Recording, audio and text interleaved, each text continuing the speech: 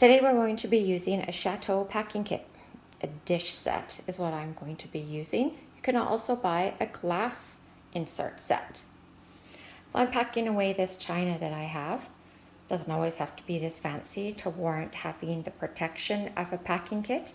And it allows for 6 plates, 6 saucers, 6 bowls, and 6 salad plates. But as I don't have 6 bowls, I'm going to use a different size set of plates that I have.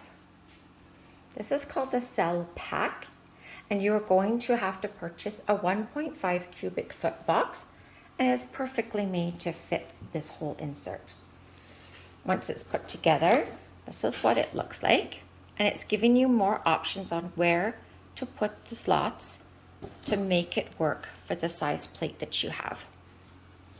Here's our inserts, foams inserts, 6 of every size that you're going to need, all nicely made into little envelopes that will work like this. So everything that I have is now packed into their little foam envelopes and placed in this box.